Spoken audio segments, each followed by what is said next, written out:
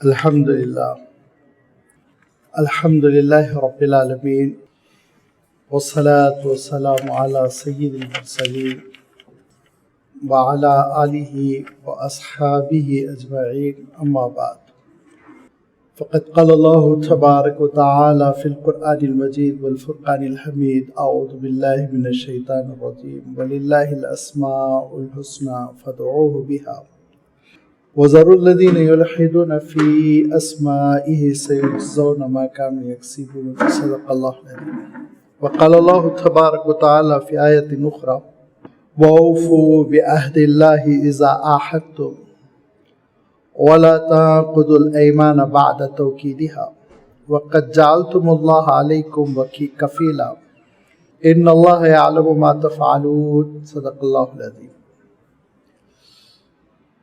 اسماء حسنہ کی اس نشست میں ہم انشاءاللہ جس صفت پر گفتگو کریں گے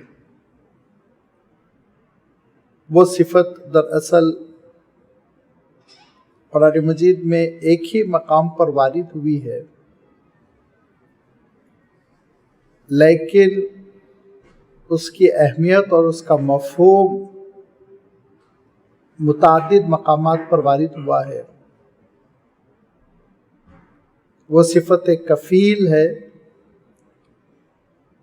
جو اسماء حسنہ میں سے ایک اسم ہے، اللہ تعالیٰ کی ایک صفت ہے، اس کا ایک نام ہے۔ اللہ تعالیٰ کے ان اسماء حسنہ پر ہماری گفتگو ہو رہی ہے، کیونکہ جیسے کہ میں نے آغاز کلام میں تلاوت کی کہ اللہ تعالیٰ ارشاد فرماتا ہے کہ للہ الاسماء الحسنى، یہ پیارے پیارے صفاتی نام ہیں جو اللہ تعالیٰ کے ہیں۔ یہ نام بہت تاثیر رکھتے ہیں، بڑی اہمیت ہے۔ ان اسماء حسنہ سے عقیدے کی تعمیر ہوتی ہے، ان اسماء حسنہ کے ذریعے سے اللہ تعالیٰ کی ہستی کا جو تعارف حاصل ہوتا ہے وہ اتنا متوازن، بیلنسڈ، مضبوط، مستحکم ہوتا ہے کہ بندہ اللہ تعالیٰ سے ٹھوس بنیادوں پر جڑ جاتا ہے، ایک محبت پیدا ہو جاتی ہے، ایک معرفت پیدا ہو جاتی ہے۔ پھر یہی وہ اسماء حسنہ ہے جو ہماری دعاؤں کا ذریعہ بنتے ہیں، انہی کے ذریعے ہم کو پکارنا ہے۔ قل اعوذ الرحمن، قل ادعوا اللہ اعوذ الرحمن، اللہ کہہ کے پکارو، رحمان کہہ کے پکارو، رحیم کہہ کے پکارو، غفار کہہ کے پکارو، غفور کہہ کے پکارو، ستار کہہ کے پکارو، کوئی بھی نام لے کر اس کو پکارو، وہ تمہارا داتا ہے، تمہاری دعا سنے گا، تمہاری ضروریات کی تکمیل کرے گا۔ تو فی الحقیقت یہ ہماری دعاؤں کا ایک ذریعہ ہے، ہماری دعاؤں کی قبولیت کا ایک اہم ترین ذریعہ ہے۔ یہی وہ اسماء حسنہ ہیں جو قرآن مجید میں متعدد مقامات پر، اور اگر سینکڑوں مقامات کہا جائے تو غلط نہ ہوگا، آیتوں کے اختتام میں وارد ہوتے ہیں۔ کہیں آیت ختم ہوتی ہے غفور الرحیم پر، کہیں العزیز الحکیم پر، جن کو فواصل الآیہ کہتے ہیں، یعنی آیت کا اختتام۔ اتنی جگہ یہ اسماء حسنہ وارد ہوئے ہیں، تو ایسا کیوں ہے؟ یہ آیت کے اختتام پہ اللہ تعالیٰ نے اپنی صفتوں کا تذکرہ کیوں فرمایا ہے؟ جب ہم اس کا ترجمہ دیکھیں گے، آیت کا حکم دیکھیں گے تو ہم کو اندازہ ہوگا۔ تو معلوم یہ ہوا کہ قرآن فہمی کا بھی راستہ ہے۔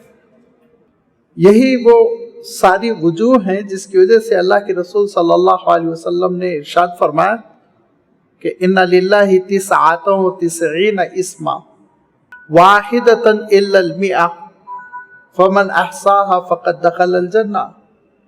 ایک کم 100 یعنی 99 اللہ تعالیٰ کی یہ اسماء حسنہ ہے، اگر تم ان کے مفہوم کو پالو اور اگر تمہارے دل میں ان ناموں کا مفہوم اور اس کی معرفت پیدا ہو جائے تو پھر تم جنت میں داخل ہو چکے ہو، کوئی رکاوٹ نہیں رہ گئی۔ جو اللہ تعالیٰ سے محبت کرے लाजमी बात है जन्नत में दाखिल होने से कौन सी चीज माने बनेगी, रुकावट बनेगी। अल्लाह के रसूल सल्लल्लाहु अलैहि वसल्लम इरशाद फरमाते हैं कि दो चीजें हैं जो कभी जहन्नम की आग के साथ जमा नहीं हो सकते। एक जिहाद करते हुए अल्लाह की राह में निकलना और जो गुबार धूल उड़ती है वो धूल से बंदे का गर्द आलूद हो जाना, और दूसरे आंखों के आंसू जो अल्लाह की मोहब्बत में निकलते हैं। तने तन्हा अल्लाह को याद कर रहा है एक बंदा और उसके आंखों से आंसू निकल रहे हैं, तो फरमाया ये कभी जहन्नम में नहीं जा सकती ये आंखें। तो जिस दिल में अस्माए हुस्ना है, जिन आंखों को सिर्फ आंसू आ गया एक मर्तबा और वो आंखें जहन्नम से महफूज हो गई, जिस दिल में अस्माए हुस्ना बसे हुए वो दिल कैसे जहन्नम में जाएगा। इसीलिए फरमाया फकत दखलल जन्ना, वो तो दाखिल हो चुका जन्नत में, जो इन नामों की मारिफत हासिल कर चुका, इनके तकाज़ों को जो पूरा कर चुका, तो उसके लिए तो फिर जन्नत में दाखिल होना बहुत आसान। और एक प्रैक्टिकल चीज भी है, अमली। ये अस्माए हुस्ना हमको दावत देते हैं कि अल्लाह ताला की ये सिफतें तो कामिल है, जैसे अल्लाह ताला की शायान शान है वैसे सिफत है उसकी। वो जो समी है उसकी समात कामिल दर्जे की, वो जो बसीर है, वो जो हकीम है, वो जो अजीज है, वो जो रहीम है, उसकी सिफात उसके लिहाज से, लेकिन उसकी एक रोशनी, उसका एक रिफ्लेक्शन, उसका एक परतू और असर हमारी जिंदगी में पड़ना चाहिए। सूरज तो सूरज है, लेकिन लाजमी बात है उसकी रोशनी इन पर्दों के बावजूद, चार दीवारी के बावजूद हमारी इस मजलिस में है, हमको सब नजर आ रहा है। तो ये बंदा जो है अल्लाह ताला की इन सिफात का एक अक्स ले, अपनी जिंदगी में एक असर ले। अल्लाह ताला तो दाता है, रज़ाक है, लेकिन जिसको कहा गया कि हमारे अंदर भी खिलाने की सलाहियत हो, जिसको अल्लाह ताला इरशाद फरमाता है युतईमुना ताम अला हुब्बिही ज़विल कुर्बा वल यतामा वल मसाकीन, अल्लाह के नेक बंदे अपनी जरूरत के बावजूद गरीबों को खाना खिलाते हैं। लाजमी बात है रज़ाकियत नहीं है, लेकिन रज़ाक की सिफत का एक असर है, वो रहमान है, उसकी रहमतों का क्या कहना, उस पर हमारी पूरी पूरी गुफ्तगू हो चुकी है। लेकिन उसका एक असर ये होना चाहिए कि हमारे अंदर भी शफकत हो, हमदर्दी हो, खैर खाही हो।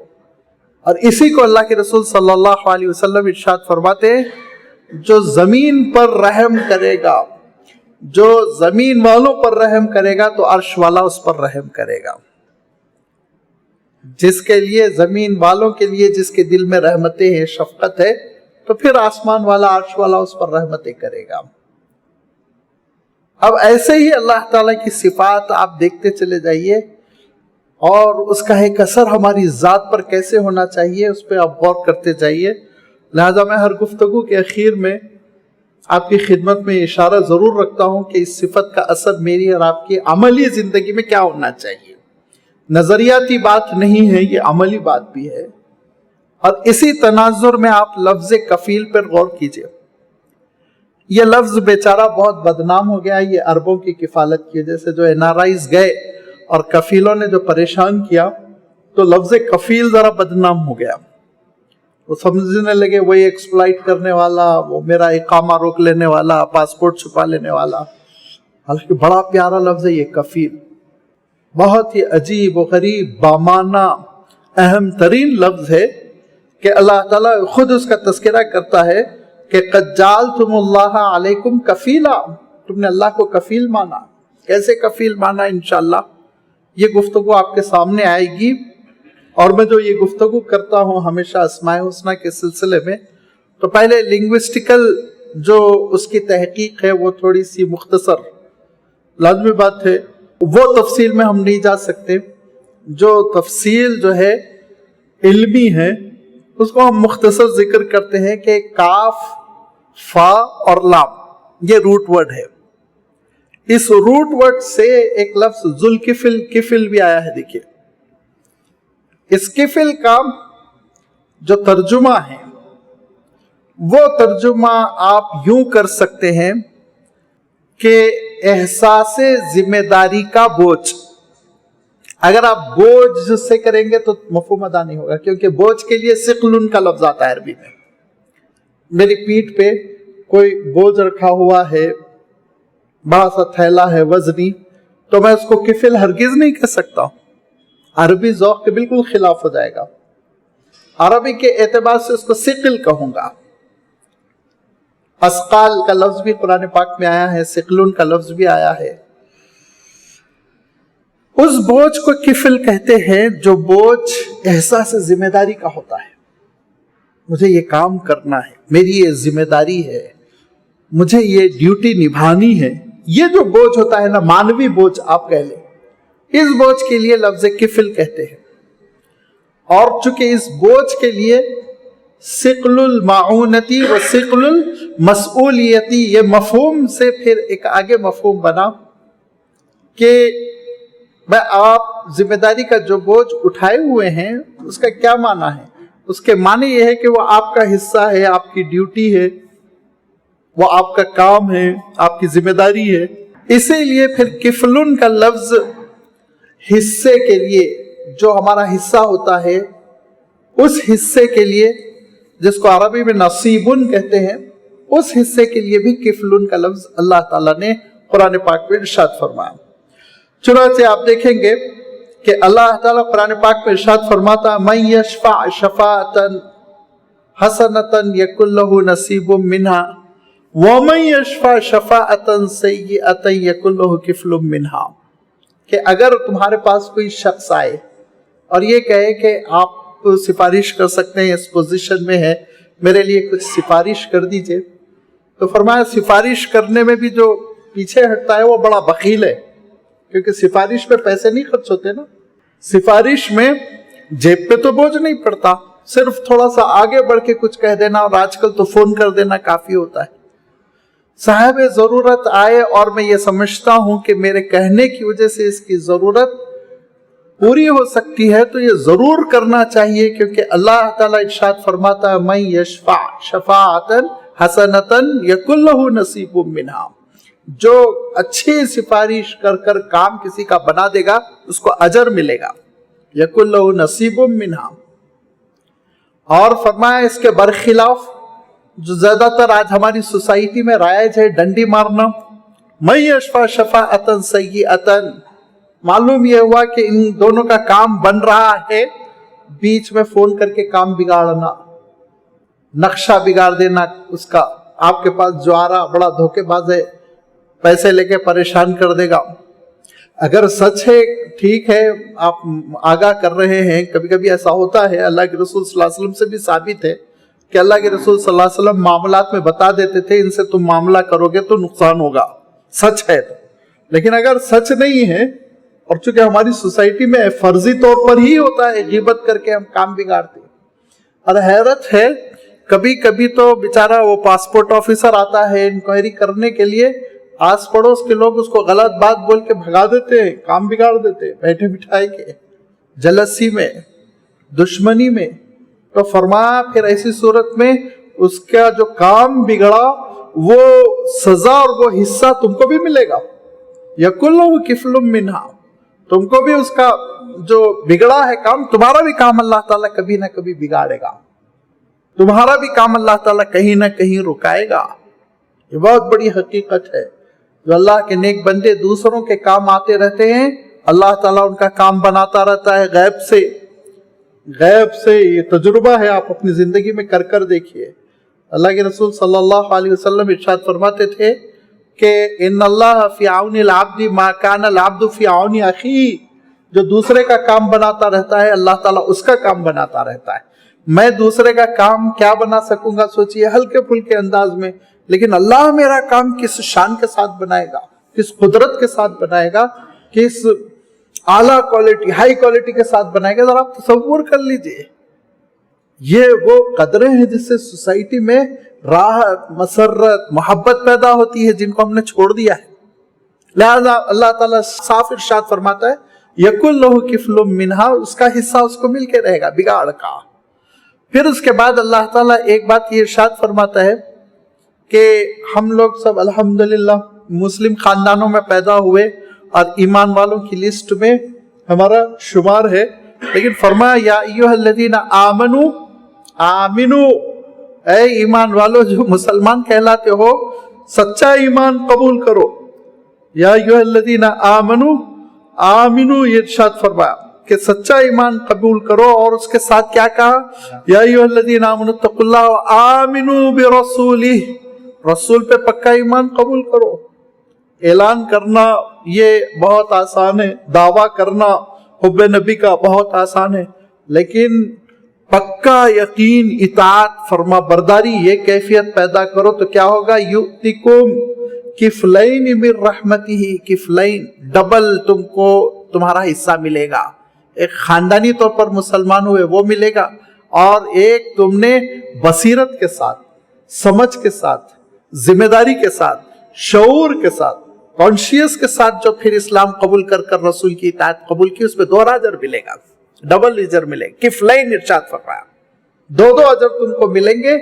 ٹھیک ہے، ایک اچھی بات ہے تم مسلم ہو، مسلم گھرانے میں پیدا ہوئے ہو، لیکن اسلام کو اب شعور کے ساتھ قبول کر لو، موروثی طور پر نہیں کہ میں گھر میں پیدا ہوا لہذا اس کلچر کا عادی ہو، نہیں، شعور کے ساتھ اب پڑھو سیرت کو، اللہ کے رسول کو جانو، اللہ کے رسول کی پیروی کرو، اطاعت کرو. کفلین من رحمتہ، اللہ تعالیٰ اپنی رحمت کے ڈبل حصے دے گا، 2 حصے دے گا. اور اس کی رحمت اتنی وسیع ہے، اتنی وسیع ہے، آپ کا دامن تنگ پڑے گا، اس کی رحمت کبھی کم نہیں پڑے گی. لہذا جب ڈبل دے گا تو سوچ لیجئے کیسے دیا. آپ تاریخ میں اٹھا کر دیکھ لیجئے صحابہ کو کتنا عطا کیا اس نے، اور کیسا خزانہ تھا کہ کھول دیا تھا اپنی رحمتوں کا. یہ اس وقت ہوگا جب سچے معنوں میں اطاعت ہو. تو یہاں بھی کفل کا لفظ اللہ تعالیٰ نے حصے کے معنوں میں، اجر کے معنوں میں، آپ کا حصہ یعنی آپ کا جو اجر ہے وہ حصہ تم کو مل کر رہے گا. اور پھر اس کے ساتھ ساتھ یہ لفظ جیسے کہ میں نے عرض کیا اصلاً تو چلا تھا کہاں سے؟ یہ اصلاً لفظ چلا تھا احساس ذمہ داری کا بوجھ. بہت بڑا بوجھ ہوتا ہے کسی کی ذمہ داری لینا. اب اسی سے آپ دیکھیں گے کہ اللہ تعالیٰ نے قرآن مجید میں اس لفظ کا استعمال 2 مقامات پر کیا ہے. ایک مقام حضرت موسیٰ علیہ السلام کی پیدائش کا ہے کہ حضرت موسیٰ علیہ السلام جب پیدا ہوئے تو وہ فرعون کا آرڈیننس تھا بچوں کو کاٹنے کا، لہذا حضرت موسیٰ علیہ السلام کی والدہ محترمہ نے لکڑیوں کا تابوت بنا کر اس میں حضرت موسیٰ علیہ السلام کو رکھا، دریا میں بہا دیا. حضرت موسیٰ علیہ السلام پہنچ گئے حضرت بی بی آسیہ کی وجہ سے جو بڑی جنتی خاتون ہیں، کہاں پہنچ گئے؟ فرعون کے محل میں. لیکن حضرت موسیٰ علیہ السلام کسی کا دودھ نہیں پیتے تھے. یہ 10 دن 12 دن ایسے ہی شیرخوار بچہ دودھ نہیں پی رہا ہے. کتنے دن؟ 1 دن 2 دن، جان پہ خطرہ ہو گیا. حضرت موسیٰ علیہ السلام فیڈنگ کے لیے تیاری نہیں تھے، قبول ہی نہیں کر رہے تھے. تو اس موقع پر حضرت موسیٰ علیہ السلام کی والدہ محترمہ بے چین تھی کہ میرے بچے کا کیا حشر ہوا پتہ نہیں. تو اپنی صاحبزادی سے حضرت موسیٰ علیہ السلام کی بڑی بہن سے ان سے کہا کہ تم ذرا لڑکی قسم کی ہو 10-12 سال کی، تو چلے جاؤ تحقیق کرو کہ بچے کا کیا ہوا. کسی نے اٹھایا نہیں اٹھایا، کہیں پہنچا نہیں پہنچا. تو حضرت موسیٰ علیہ السلام کی بڑی ہمشیرہ، بڑی بہن چل پڑی، اور ادھر ادھر آخر کار ان کو ملا نہیں محل میں ایک بچہ. یہ اطلاع ملی کہ محل میں بچہ ہے.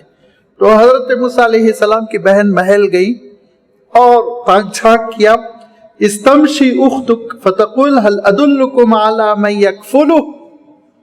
حضرت موسیٰ علیہ السلام کی ہمشیرہ فرماتی ہیں کہ شور ہے، دودھ نہیں پی رہا بچہ، ہر دائی ٹرائی کر رہی ہے، محل میں ہلچل مچی ہوئی ہے. تو خاموشی سے یہ بچی کہتی ہے کہ کیا میں ایک خاتون کا اشارہ کروں جو یہ بچے کی کفالت کر لیں گی؟ علی من یکفلہ. اور دوسرے موقع پہ اللہ تعالیٰ ارشاد فرماتا ہے کہ انہوں نے دوسرے الفاظ بھی استعمال کیے، هل ادلکم علی اہل بیت یکفلونہ. میں ایک خاندان کو بتا سکتی ہوں، ایسا خاندان ہے جو بچے کو گود لے لے گا تو بہت صحیح پرورش کرے گا، صحیح کفالت کرے گا، صحیح احساس ذمہ داری کا ثبوت دے گا. لوگوں نے کہا کیوں کہہ رہی ہو؟ کہا نہیں وہ خاتون بہت صاف ستھری رہتی ہیں، وہ خاتون ایسی ہیں جن کو بھی دودھ پلاتی وہ بچہ دودھ پی لیتا ہے، لہذا آپ ان کو ایک بار ٹرائی کیجئے۔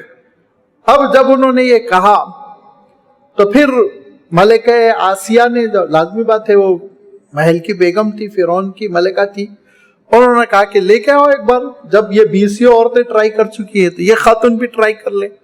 حضرت موسیٰ علیہ السلام کی والدہ تشریف لائیں اور حضرت موسیٰ علیہ السلام کو گود میں لینا تھا کہ حضرت موسیٰ علیہ السلام سیر ہو کر دودھ پی گئے۔ اب اس کے بعد سے کیا ہوا؟ عجیب و غریب اللہ تعالیٰ کی شان ہے۔ اس اللہ تعالیٰ کی شان دیکھیے کہ موسیٰ علیہ السلام کی کفالت مل گئی حضرت موسیٰ علیہ السلام کی والدہ کو، ماں کی گود میں اس کا بچہ آ گیا۔ یہ ہے اللہ کی حکمت۔ پلس فرعون کے گھر سے تنخواہ مل رہی، فرعون کے خزانے سے تنخواہ مل رہی ہے، جس کی حکومت کا خاتمہ اسی بچے کے ہاتھوں ہونے والا، وہی تنخواہ دے رہا ہے، پالو بچے کو۔ یہ اللہ تعالیٰ کی شان۔ کیسے بھی حالات کو گھبرانا نہیں چاہیے، بڑا سے بڑا فرعون مسلط ہو جائے گھبرانے کی ضرورت نہیں، اللہ تعالیٰ اس کو ختم کرنے کے لیے اس کے گھر سے انتظام کرتا ہے، اس کے گھر سے انتظام کرتا ہے اللہ تعالیٰ۔ باہر سے لشکر نہیں بھیجتا اللہ تعالیٰ، روس امریکہ سے لشکر آ کر کسی کو سبق نہیں سکھائے گا، اندر اندر سے ہی سبق سکھا دیتا ہے اللہ تعالیٰ۔ لہذا فرعون سے وظیفہ بھی مل رہا ہے، ہو سکتا ہے سیکیورٹی بھی ملی ہوگی، 2-4 پہرے کے لیے بھی کھڑے ہوں گے، اور ماں کی گود میں اپنا بیٹا بھی ہے، گھر کی خوشی بھی لوٹ آئی۔ اب اس کے بعد سے حضرت موسیٰ علیہ السلام پروان چڑھتے چلے گئے۔ حضرت موسیٰ علیہ السلام کی والدہ نے کان میں سکھا بھی دیا تھا، اصلی ماں میں تمہاری ہوں لیکن تم جاؤ محل میں رہو۔ حضرت موسیٰ علیہ السلام کو احساس تھا میں اسرائیلی ہوں، سمجھتے تھے کہ وہ میں قبطی نہیں ہوں، فرعون کے خاندان کا نہیں ہوں، کیونکہ آگے جو واقعات اس سے صاف محسوس ہوتا ہے کہ حضرت موسیٰ علیہ السلام کو احساس تھا کہ میں کس خاندان کا ہوں۔ پھر آگے بڑی طویل داستان ہے، لازمی بات ہے، اس کو ہم یہاں پہ پورا نہیں ذکر کر سکتے ہیں۔ آگے چل کے حضرت موسیٰ علیہ السلام پھر ہجرت کر گئے اور وہ مدین گئے اور مدین سے واپس آئے، نبوت ملی۔ حضرت موسیٰ علیہ السلام نے ہجرت کی، حضرت موسیٰ علیہ السلام کی وفات ہو گئی، انبیاء کا سلسلہ بنی اسرائیل میں چلتا رہا، یہاں تک کہ حضرت عیسیٰ علیہ السلام کا زمانہ قریب آ گیا، اور اللہ نے سورہ آل عمران میں آپ حیرت کریں گے کہ 3 نسلوں کا واقعہ اللہ تعالیٰ نے کل 30 آیتوں میں بیان فرمایا۔ 3 جنریشن، 3 نسلیں، ان کی پوری اہم داستان۔ اختصار دیکھیے قرآن مجید کا، ایجاز جس کو کہتے ہیں، اتنا مختصر 30 آیتوں میں 3 نسلوں کی کہانی، داستان پوری۔ پہلی نسل حضرت عیسیٰ علیہ السلام کی نانی، پھر حضرت عیسیٰ علیہ السلام کی والدہ، پھر حضرت عیسیٰ علیہ السلام، اور حضرت عیسیٰ علیہ السلام کی پوری دعوت، سب کا تذکرہ آپ کو مل جائے گا آل عمران میں۔ تو حضرت عیسیٰ علیہ السلام کی جو نانی صاحبہ ہے وہ حضرت حنا، اور وہ منت کرتی ہے اللہ مجھے اگر اولاد ہوگی تو میں اپنی اولاد کو تیرے گھر کے لیے وقف کر دوں گی، تیرے دین کے لیے وقف کر دوں گی، وہ بیت المقدس میں رہے گی اور تیری عبادت کرے گی، تیری دین کی نشر و اشاعت میں حصہ لے گی۔ اس کے بعد پھر وہ پریگننٹ ہوئی، پھر ولادت ہوئی تو دیکھا بیٹی ہے، تو وہ کہہ پڑی کہ اللہ میں بیٹی کو کیسے وقف کروں؟ اللہ تعالیٰ نے ارشاد فرمایا لیس الذکر کالانثیٰ، یہ لڑکی لڑکوں سے بڑھ کے، یہ اس کا معاملہ دوسرا ہے، جو منت تم مانگ چکی ہو پورا کرو۔ لہذا اب ذرا سا حضرت بی بی مریم بڑی ہو گئی 5-6 سال کی، تو اب انہوں نے اپنی منت پر عمل کرنے کے لیے میٹنگ بلائی۔ بڑے خاندان کی خاتون تھی، وہ بہت مذہبی خاندان تھا، اور ان کے جو شوہر تھے حضرت عمران وفات پا چکے تھے حضرت بی بی مریم کی پیدائش کے بعد، تو حضرت حنا کے جو شوہر تھے حضرت عمران بڑے اللہ والے تھے، بہت رکھ رکھاؤ والے، بڑے متقی تھے۔ انہوں نے یعنی ان کی تو وفات ہو گئی، حضرت حنا نے میٹنگ کی کہ یہ لڑکی اب بیت المقدس میں رہے گی، سب جینٹس ہیں، اس لڑکی کا مسئلہ ہے۔ تو چونکہ خاندان بہت اونچا تھا، بہت حسب نسب والی خاتون تھی حضرت مریم، इसलिए जितने बैतुल मक़दिस के मुजाविर खुदाम थे सब कहने लगे हम निगरान रहेंगे, हम निगरान रहेंगे, हम निगरान रहेंगे। झगड़ा हो गया, डिसीजन नहीं हो पा रहा कौन निगरान रहेगा। उस मौके पे ये तय पाया कि कुरा डाला जाएगा। कुरा कैसे डाला जाएगा? उस जमाने में जो कलम होते थे वो बड़े बड़े होते थे। कलम लकड़ी को उससे काट के उसको कलम बनाया जाता था। हम लोगों ने खुद बचपन में अच्छे खासे बड़े कलम देखे जो कातिब जिसको इस्तेमाल किया करते थे, तो वो कलम बड़े बड़े हुआ करते थे। तो उस जमाने में कुरा डालने का एक ये अंदाज था कि कलम पे नाम लिख दिया जाता था, ये अब्दुल्ला का है, ये अब्दुल रहमान का है, ये अब्दुल रहीम का है। और वो कलम जो है दरिया में डाल दिए जाते थे। जिन जिन के कलम बह गए उनकी छुट्टी हो गई, जिनका कलम ठहरा रह गया नहीं बह रहा है उसके नाम कुरान निकलता। अल्लाह ताला इरशाद फरमाता है उस वक्त को याद करो कि जिस वक्त इज युल्क़ूना अक़लामुहुम अय्युहुम यकफुलु मरियम, मरियम का कफील कौन होगा कहकर तुमने दरिया में कलम डाले थे, वो वक्त को याद करो। हजरत बीबी मरियम का कफील बनना था, निगरान। और उसी निगहदाश्त के लिए कलम ठहरा तो किसका ठहरा? हजरत ज़करिया अलैहिस्सलाम का। जिस पे ज़करिया लिखा था वो कलम नहीं बहा, रुक गया, लिहाजा हजरत ज़करिया अलैहिस्सलाम कफील बन गए। और अल्लाह के लिए वो कफील मत सोचिए जो सऊदिया का होता है, मोहब्बत के साथ। अच्छा इत्तेफाकन थे भी वो खालू, लिहाजा हजरत मरियम की जो खाला थी वो आपके निकाह में थी हजरत ज़करिया अलैहिस्सलाम के, लिहाजा बड़ी शफकत के साथ उन्होंने हजरत बीबी मरियम की निगहदाश्त की। अल्लाह ताला साफ इरशाद फरमाता है कि ज़ालिका मिन अंबाइल ग़ैबि नूहीही इलैक, ए रसूल आपको ये इत्तला कैसे मिली बताइए आप? बाइबल में तो नहीं है तस्करा कलम डालने का। ये वही की बुनियाद पर हम आपको बतला रहे हैं कि इनके दरमियान झगड़ा हुआ था, पानी में कलम डाले गए थे, हजरत ज़करिया का कलम निकला और हजरत ज़करिया अलैहिस्सलाम फिर हजरत बीबी मरियम के निगरान करार पाए, निगहदाश्त करते थे और सारी मेहनत करते थे, पूरी कोशिश करते थे कि हजरत बीबी मरियम को कोई तकलीफ ना हो, कोई करीब ना आए, हर तरह से ख्याल रखते थे। वो एक अलग चैप्टर है। एक जगह और अल्लाह ताला ये लफ्ज इरशाद फरमाता है कि हजरत दाऊद अलैहिस्सलाम दिन भर हुक्मरानी करते थे, यानी नमाजों के वक्त नमाज वगैरह पढ़ते हुए, जो उस जमाने में नमाजें फर्ज थी हजरत दाऊद पर, अपनी इबादतों के साथ साथ दिन भर अवामुन्नास के लिए हजरत दाऊद अलैहिस्सलाम का दरबार खुला रहता था। लेकिन रात होते ही मस्जिद का दरवाजा बंद कर लेते थे और एक हिस्सा आराम कर लेने के बाद अल्लाह के रसूल सल्लल्लाहु अलैहि वसल्लम इरशाद फरमाते हैं कि हजरत दाऊद अलैहिस्सलाम ने रात के 3 हिस्से किए थे, एक हिस्सा आराम कर लेते, 2 हिस्से इबादतों में लगाते हैं। लिहाजा मस्जिद बंद है और हजरत दाऊद अलैहिस्सलाम महराब में क़ियामुल लैल किए हुए हैं।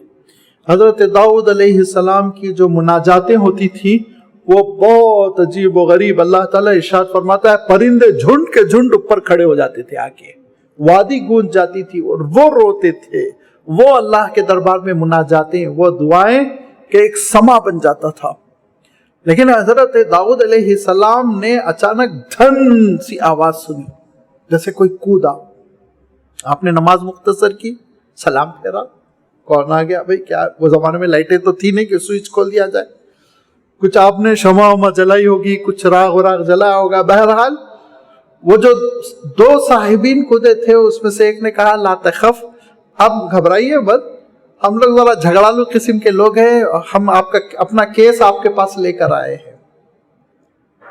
वक्त तो सोचना चाहिए था किस वक्त जा रहे हैं। आप सोचेंगे कि कैसे बेचारे सीधे साधे लोग थे, आधी रात में कूद के आ गए, लेकिन ऐसे सीधे साधे लोग हमेशा होते हैं।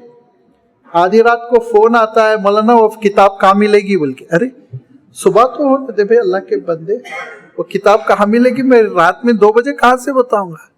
नहीं, मैं समझा आप तहज्जुद के लिए उठ गए होंगे, तो मैं आपके जवाब देने के लिए उठूंगा या तहज्जुद पढ़ने उठूंगा? सोच समझ के औकात में, किन औकात में करना चाहिए क्या है। दोस्त अहबाब को भी, साथियों को भी وہ سب مولانا عاقل صاحب رحمۃ اللہ علیہ فرماتے ہیں مجھے رات میں 2 بجے کال آیا, مولانا آپ میرے جلسے کے لیے وقت دیں گے؟ کون سا جلسہ, کہاں ہے, کب وقت دوں گا؟ تم کو فون سوچ سمجھ کے اس زمانے میں لینڈ لائن تھے, تم کو فون سوچ سمجھ کے کرنا چاہیے. تو وہ صاحب کیا بول رہے ہیں, آپ راتوں میں جاگتے نا, جلسے کرتے نا, اسی لیے میں رات میں فون کیا. ارے ہر رات جاگیں گے, طے ہے. اور ہوتا ہے کیا, 12 بجے جلسہ ختم ہوا تو کچی نیند لگتی ہے, اور وہ کچی نیند سے اٹھا دینا. اب وہ اس وقت کی بات ہے جب مولانا کم سے کم 70 سال کے ہو گئے تھے. یہ ساری چیزیں سوچنے کی ہے. وہ دونوں صاحبین کود گئے رات میں. حضرت داؤد علیہ السلام کو پریشانی ہوئی اور کہہ بھی رہے ہیں لا تخف, گھبرائیے مت, ڈرنے کی ضرورت نہیں ہے, چور اور نہیں, ہم لوگ ڈاکو واکو نہیں ہے, کیس لے کر آئے. کیس یہ ہے کہ اس کے پاس 99 بکریاں ہیں, 99 بکریاں, میرے پاس ایک ہی ہے. وَأَذَّنِّ فِي الْخِطَابِ, بولتا بہت اچھا ہے, یہ چرب زبان ہے, جب بولے گا تو پھر آپ کو متاثر کر لے گا. اور اس کا مطالبہ یہ ہے کہ اکفلنی, ہاں وہ ایک بکری کی بھی کفالت مجھے دے دے, نگران میں بن جاؤں گا. مجھے یہ کہتا ہے تیری ایک بکری تنہائی میں اکیلے رہ رہے کے مر جائے گی, میری 99 بکریوں کے ساتھ ملا دے, خوش رہے گی. تو ایک بکری سے بھی مجھے ہاتھ دھو لینا پڑے گا. حضرت داؤد علیہ السلام نے کہا بڑا ظالم ہے یہ شخص, یار تم کو اللہ نے 99 بکریاں دی, اس پہ صبر کرو, اس کی ایک بکری پہ کیوں تم ہاتھ مارتے ہو؟ اکثر شیئر کرنے والے پارٹنرز یہی ناانصافی کرتے ہیں کہ دوسرے کا حصہ بھی ہڑپ کرنا چاہتے ہیں. یہ حضرت داؤد علیہ السلام نے ارشاد فرمایا, پھر رو پڑے اور سجدے میں گر گئے. یہ ہے نبیوں کی سینسیٹیونیس, حساسیت. کیوں رو پڑے, کیوں سجدے میں گر گئے؟ حضرت داؤد علیہ السلام کا ذہن ادھر منتقل ہو گیا کہ پورا دن تو حقوق العباد میں دیتا ہوں, ایک رات ہے اللہ کے لیے, اس میں بھی دیکھو میں دوسروں کو وقت دینے لگا.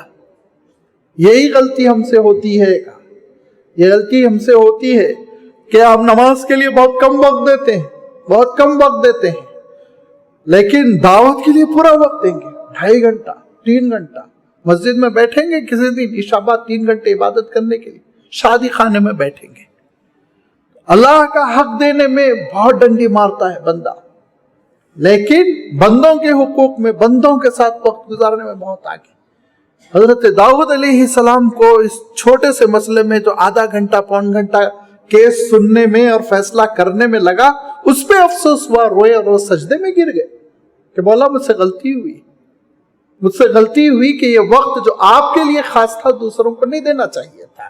یہی کرتے ہیں شیئر کرنے والے کہ ایک کا حصہ دوسرے کو دے دیتے ہیں, دوسرے کا حصہ تیسرے کو دے دیتے ہیں. یہ حضرت داؤد علیہ السلام نے عرض کیا, یہ ایک دوسری چیز ہے, تفسیری مقام ہے. میں یہ عرض کر رہا تھا اکفلنی, ہاں جو کہا اس نے کہ میری کفالت میں دے دو, یعنی میں نگران رہوں گا, میں اس کی دیکھ بھال کروں گا, میں اس کو پالوں گا. یہ ہے لفظ کفالت, جس کے معنی ہوتے ہیں نگہداشت کرنا, جس کے معنی ہوتے ہیں سپرویژن کرنا, جس کے معنی ہوتے ہیں نگرانی کرنا. اور اس نگرانی کا جو بوجھ ہے, احساس ذمہ داری کا جو بوجھ ہے, اس کے لیے لفظ کفل بنا, اور وہاں سے اللہ تعالیٰ کے لیے پھر یہ لفظ استعمال کیا گیا. اور اللہ تعالیٰ خود ارشاد فرماتا ہے کہ وَأَوْفُوا بِعَهْدِ اللَّهِ إِذَا عَاهَدتُّمْ. دیکھو اللہ سے جو معاہدے کر رکھے نا تم نے, کیا معاہدہ کیا آپ نے اللہ تعالیٰ سے؟ ہر روز 5 مرتبہ ایک اچھا مسلمان ہے تو کرتا ہے. کیا کہتا ہے وہ؟ ایاک نعبد و ایاک نستعین. اللہ میں تجھ سے معاہدہ کر رہا ہوں, تیرے سوا کسی کی عبادت نہیں کروں گا. اللہ میں تجھ سے عہد کر رہا ہوں, میں اقرار کر رہا ہوں کہ تیرے سوا کسی سے مدد نہیں مانگوں گا. ظاہری مدد ایک الگ چیز ہے, ڈاکٹر صاحب سے کہنا فیس لیجئے, انجیکشن دیجئے, ایک الگ چیز ہے. انجینئر سے مدد لینا, فیس دینا, گھر بنوانا ایک الگ چیز ہے. اور کسی کوک سے مدد لینا, اس کو پیسے دینا, کھانا پکوانا الگ چیز ہے. اس کو استعانت نہیں کہتے ہیں. استعانت عربی میں کہتے ہیں غیب سے مدد مانگنا, بغیر وسائل کے. ذریعہ نہیں ہے آپ مدد مانگ رہے, وہ صرف اللہ سے, وہ صرف اللہ سے, اللہ کے سوا کسی سے نہیں. ہر وقت ایک مسلمان یہ معاہدہ کرتا ہے. اگر اس کے بعد یہ معاہدہ توڑ رہا ہے लाजमी बात है, बहुत बड़ा गुनाहगार होगा। और फरमाया कि वला तनकुजुल ऐमान बाद तौकीदिहा, जो तुमने मुआहदा किया ना उसको तुम बार बार कलमा पढ़कर, बार बार नमाज पढ़कर और वितर पढ़कर और वितर में ये कह के नखला व नतरुक मैं यफजुरुक, मौला तुझसे मैं अहद कर रहा हूँ, फिस्क व फुजूर छोड़ दूंगा, नाफरमानी छोड़ दूंगा। अल्लाह से आप कह रहे, खिताब है उसमें, आप देख लीजिए अरबिक के एतबार से, आपकी नाफरमानी जो करता है उसको मुंह नहीं लगाऊंगा, आप अल्लाह ताला से कह रहे हैं। और उसके बाद घर जाके उस बेटे को चूम रहे हैं जो अल्लाह का बहुत बड़ा नाफरमान शराब पी के आया हुआ है। कैसे हो सकता है? अल्लाह को धोखा देने की कोशिश कर रहे हैं। फरमाया वक़द जालतुमुल्लाह अलैकुम कफीलन, और अल्लाह ताला को तुमने कफील माना है। तुम चाहते हो अल्लाह ताला तुम्हारे रिस्क का जिम्मा ले ले, तुम चाहते हो अल्लाह ताला तुम्हारी सेहत का जिम्मा ले ले, तुम चाहते हो अल्लाह ताला तुम्हारे अमन का जिम्मा ले ले, और इंडिया में तो तुम चाहते हो अल्लाह ताला तुम्हारी नेशनलिटी का जिम्मा ले ले। अल्लाह की जानिब से सारे काम बनते जाएं, सेहत हो, आफियत हो, दौलत हो, तरक्की हो, प्रमोशन, सब तुम चाहते हो अल्लाह ताला की जानिब से, और तुम जो अल्लाह से अहद व पैमा कर रहे हो उसको तोड़ते हो। क्या मुंह दिखाओगे अल्लाह ताला को? इन्नल्लाह यअलमु मा तफअलून, जो कुछ कर रहे हो अल्लाह ताला से वाकिफ है। ये अल्लाह ताला को कफील बनाया, तुमने अपना निगरान बना दिया, निगहबान बना दिया, और सारी अपनी जिम्मेदारियां तुम अल्लाह ताला के हाथ में देते हो अहले ईमान होने की वजह से। लाजमी बात है जो मुशरिक है कहीं जाकर मरे, लेकिन एक मुसलमान तो अल्लाह को सब कुछ समझता है, रज़ाक समझता है, अहकमुल हाकिमीन समझता है, अल्लाह ताला को दाता समझता है, अल्लाह ताला को माफ करने वाला समझता है, अल्लाह ताला को खजानों का मालिक समझता है, अल्लाह ताला को औलाद देने वाला, अल्लाह ताला को जिंदगी देने वाला, सेहत देने वाला समझता है। वो तो उसका अकीदा है। तो अल्लाह को जब वो कफील बनाया हुआ है तो फिर लाजमी बात है जो अल्लाह से मुआहदे कर कर रखा है वो मुआहदे कैसे तोड़ेगा? कैसे मुमकिन हो सकता है? ये नामुमकिन है।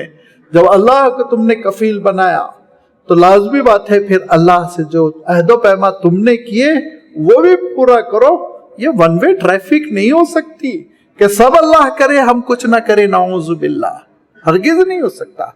अल्लाह ताला अपनी जिम्मेदारी पूरी करेगा, तुम अपनी जिम्मेदारी पूरी करो, तुम्हारी ड्यूटी जो है वो पूरी करो।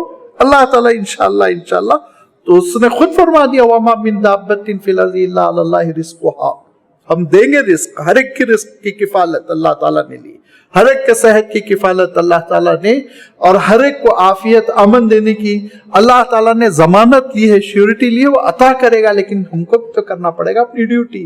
हम अपनी ड्यूटी कैसे छोड़ सकते हैं? जब एक बंदे मोमिन के अंदर ये एहसास हो जाता है कि मैंने अल्लाह ताला को गवाह बनाया, जामीन बनाया, मैंने अल्लाह ताला को श्योरिटी देने वाला बनाया, तो फिर उस यकीन के साथ जब वो अमल करता है तो अजीब गरीब नतीजा बरामद होता है। एक हदीस कोट करके मैं गुफ्तगू खत्म करूंगा। इतनी अहम हदीस है, इतनी अहम हदीस है कि आप अंदाजा कीजिए, इमाम बुखारी रहमतुल्लाह अलैह ने उसको अपनी किताब में 7 जगह रिपीट किया है, अलग अलग चैप्टर्स में। पूरी बुखारी शरीफ में 7 मकामात है जहां पे उस हदीस को रिपीट करते जाते वही हदीस जिक्र करते हैं। हजरत अबू हुरैरा रज़ियल्लाहु ताला अन्हु रावी है और फरमाते हैं कि एक मर्तबा अल्लाह के रसूल सल्लल्लाहु अलैहि वसल्लम ने खिताब फरमाते हुए इरशाद फरमाया कि बनी इसराइल में एक साहिब हाजत शख्स था, जरूरतमंद, नीडी था, उसको जरूरत थी, लेकिन बहुत बेचारा गरीब, खस्ता हाल, अजनबी, जान पहचान कुछ नहीं, सिफारिश कोई नहीं, और वो ये चाहता था कि उसको 1000 दीनार मिल जाए। अल्फ दीनारिन फरमाया आप सल्लल्लाहु अलैहि वसल्लम ने, 1000 दीनार मिल जाए तो वो सफर करके एक दूसरे मुल्क में जाकर तिजारत करना चाहता था। नियत अच्छी थी, कस्बे हलाल के लिए जिद्दोजहद करना चाहिए, लिहाजा वो एक ऐसे सरमायादार के पास पहुंचा जिससे उसको तवक्को थी कि ये 1000 दीनार दे देंगे, 1000 दीनार दे देंगे। वहां गया, वो जाने के बाद कहा कि देखिए मैं बहुत खस्ता हाल हूँ, गरीब आदमी हूँ, मफलूकुल हाल हूँ मैं, मुझे 1000 दीनार की जरूरत है, आप बतौर कर्ज मुझे दे दीजिए, मैं पूरा रिटर्न कर दूंगा। वो साहब ने कहा कि जमानत लाओ, जमानत दे तो दूंगा, नेक दिल है बेचारा, पॉजिटिव चल रहा है, लेकिन जमानत होना ना, तुम लेके भाग जाओगे तो मैं क्या करूंगा। तो उसने आसमान की तरफ निगाह उठाकर देखा कि अल्लाह कफील, कफा बिल्लाही कफीला कहा उसने, बस मेरे पास एक ही जमानत देने वाला है, मेरी श्योरिटी लेने वाला एक ही है का अल्लाह। जब अल्लाह के लफ्ज की उसने दुहाई दी तो इसने 1000 दीनार गिन दिए, कहा ले जाओ। अब अल्लाह ताला बीच में आ गया। याद रखिए, अल्लाह ताला बीच में आता है तो बहुत, यही तो चीज आ रही है कि अल्लाह को हम बीच में लाते हैं, मुआहदे करते हैं लेकिन निभाते नहीं। यही चीज निकाह के वक्त भी अल्लाह के रसूल ने याद दिलाई। क्या फरमाया अल्लाह के रसूल सल्लल्लाहु अलैहि वसल्लम? हमेशा निकाह के मौके पे जो आयत पढ़ते, सूरह निसा की पहली आयत, या अय्युहन्नास इत्तक़ू रब्बकुम अल्लज़ी खलक़कुम मिन नफ्सिन वाहिदा व खलक़ मिनहा ज़ौजहा व बस्स मिनहुमा रिजालन कसीरन व निसा वत्तक़ुल्लाह अल्लज़ी तसाअलूना बिही वल अर्हाम। उस रब को याद रखना जिस रब के नाम से आज रिश्ता तलब कर रहे हो। आगे ऐसा ना हो रिश्ता हो गया बस उस रब को फरामोश कर दो, मालिक को फरामोश कर दो। रब को याद रखना, मौला को याद रखना, अल्लाह को याद रखना, जिसकी वजह से ये रिश्ता तुम्हारे लिए हलाल हो रहा है। और रिश्ते हलाल होते हैं, कुर्बतें मिलती हैं, दौलत मिलती, नेमत मिलती, वो अल्लाह के नाम पर उस अल्लाह को खुद भुला देते हो। लिहाजा वो साहब ने कहा कि ले लो 1000 दीनार, जाओ भाई, तुमने अल्लाह के नाम का जिक्र किया, अल्लाह मालिक है, मैं दे रहा हूँ। दे दिया उन्होंने 1000 दीनार। उस जमाने में 1000 दीनार आप सोचिए। अब ये लेके बेचारे सफर कर गए और समंदर के जरिए से एक बड़ा जहाज कह लीजिए या बड़ी कश्ती वो शिफ्ट हो रही थी और वो बैठकर चले गए दूसरे मकाम पर। अल्लाह ताला ने तिजारत में बरकत दे दी, खूब नफा आ गया, 1000 रुपए जमा हो गए, दीनार यानी 1000 दीनार जमा हो गए।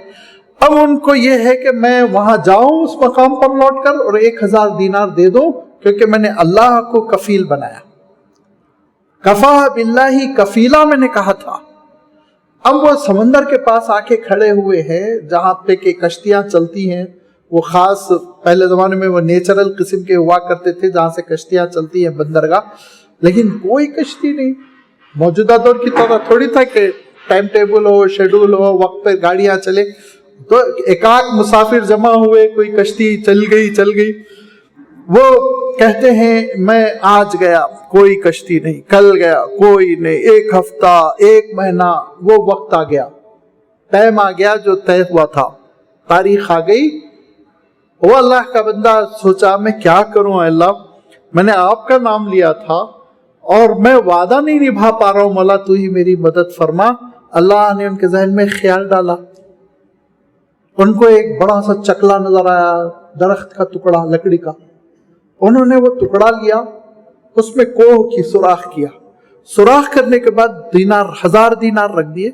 सुराख को बंद करके कहा मौला ये मेरी कोशिश है, असायु मिन्ना वल इत्माम मिनल्लाह, कोशिश हमारी जिम्मेदारी है और मंजिल मकसूद तक पहुंचाना मौला आपकी जिम्मेदारी है। मैं इसको पानी के नजर करता हूं, आप उस जरूरतमंद तक पहुंचा दीजिए। वो जरूरतमंद साहब का मसला ये हुआ कि वो उनकी तिजारत लॉस में रहने लगी। अब वो 1000 दीनार के बड़े मोहताज हो गए। 1 साल गुजरते गुजरते परेशान। तो रोजाना वो बंदरगाह आकर देखते थे आज कश्ती आ गई क्या, वो शख्स पैसे लेकर आया है क्या, रोजाना वेट करते, लेकिन कश्ती ही नहीं आ रही है, कश्तियां चलती ही नहीं है। अचानक उन्होंने एक दिन देखा कि पानी में एक लकड़ी का टुकड़ा हिचकोले खा रहा है। कहा इसी को लेके जाओ, घर में चूल्हा सुलगाएंगे। खस्ता हाल है, परेशान हाल, जरूरतमंद। और लकड़ी को उठाया, पीठ पे रख के घर लेकर गए, कुल्हाड़ी से उसको तोड़ा तो देखा बीच में 1000 दीनार।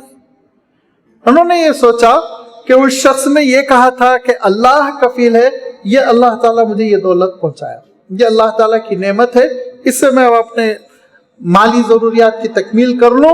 लिहाजा उन्होंने माली जरूरियात की तकमील कर ली और उसके बाद से बात आई गई हो गई। इधर 1 साल 1.5 साल के बाद वो बंदे को कश्ती मिली और वो कश्ती से फिर अपने वतन आए। वतन आने के बाद जिसने कर्ज दिया था उसके घर पहुंचे, खटखटाया, बाहर आए और बाहर आने के बाद कहा कि मैं आपके बहुत शर्मिंदा हूँ, वक्त की पाबंदी नहीं कर सका हूँ, ये 1000 दीनार लेकर आया। कहा नहीं, मुझे तुम्हारे 1000 दीनार की जरूरत नहीं है, मुझे लकड़ी में 1000 दीनार मिल गए थे और अल्लाह ने मुझे अता कर दिए, अब मैं तुमसे नहीं लूंगा। اس نے کہا آپ کو لکڑی میں ملے؟ ایسی لکڑی تھی، اتنی بڑی تھی؟ کہا وہ تو میں ہی تو بھیجا تھا اللہ کا نام لے کر، اللہ نے آپ تک پہنچا دیا۔ بندہ جب اللہ کو کفیل بناتا ہے، نگران بناتا ہے، نگہداشت بناتا ہے، اور اللہ کے ہاتھوں ذمہ داری دے دیتا ہے، اللہ تعالیٰ اس کا کام بنا کر رہتا ہے۔ اس ایمان کی ضرورت ہے، اس عقیدے کی ضرورت ہے، اس یقین کی ضرورت ہے کہ اگر میں اللہ تعالیٰ کے ہاتھوں اپنی تقدیر دے رہا ہوں، اپنی ذمہ داری دے رہا ہوں، تو انشاءاللہ اللہ تعالیٰ جب کفیل بنے گا تو میرا کام بنا کر رہے گا۔ یہ وہ یقین ہے، جو یقین ہمارے اندر پیدا ہو جاتا ہے تو معاملات بھی ہمارے درست ہو جاتے ہیں، معاملات بھی ٹھیک ٹھاک ہو جاتے ہیں۔ اور جب یہ یقین پیدا ہو جاتا ہے تو پھر وہ احساس ذمہ داری ہمارے اور آپ کے اندر پیدا ہو جاتا ہے کہ میں اللہ کے نام سے یہ کام شروع کیا تھا، میں نے اللہ کا کام لیا تھا، میری دکان کا افتتاح ہو رہا تھا تو ختم قرآن کروایا تھا، اب حرام چیز کیسے کروں گا؟ میں نے اللہ کے نام سے کام شروع کیا، اللہ میرا کفیل ہے، ابھی نقصان ہے، غلہ نہیں آ رہا ہے، انشاءاللہ کامیابی ہوگی، اللہ تعالیٰ دے گا۔ یہ یقین کی کیفیت پیدا ہوتی ہے۔ یہ یقین کی کیفیت جب پیدا ہوتی ہے تو پھر اللہ تعالیٰ کے خزانے سے اللہ تعالیٰ وہ عنایت فرماتا ہے جس کا بندہ تصور بھی نہیں کر سکتا۔ یہ ہے وہ اللہ تعالیٰ کی صفت کفیل، جس کا اللہ تعالیٰ تذکرہ کرتے ہوئے ارشاد فرماتا ہے کہ قد جعلتم اللہ علیکم کفیلا، اپنا ذمہ دار تم اللہ کو بنا رہے ہو۔ پھر بے یقینی کی کیفیت، پھر پریشان، پھر منتشر فکر، پھر تشویش میں۔ کیوں میرے بندے مطمئن ہو جاؤ، میں تمہارا کام بناؤں گا، تم نے مجھے کفیل بنایا نا، میں تمہارا ذمہ دار ہوں۔ احساس ذمہ داری مولا کے اندر جو ہے وہ کسی بندے کے اندر تھوڑی پیدا ہو سکتی ہے۔ لہذا اللہ تعالیٰ ہم سب کو یہ سمجھنے کی، یہ توکل اور یہ یقین کی کیفیت عنایت فرمائے کہ اللہ تعالیٰ منزل مقصود تک ضرور پہنچاتا ہے، اور اللہ تعالیٰ اس کے ساتھ ساتھ اس نام کی برکت سے ہمارے احوال درست فرمائے، ہمارے کام بنا دے۔ وآخر دعوانا ان الحمدللہ رب العالمین۔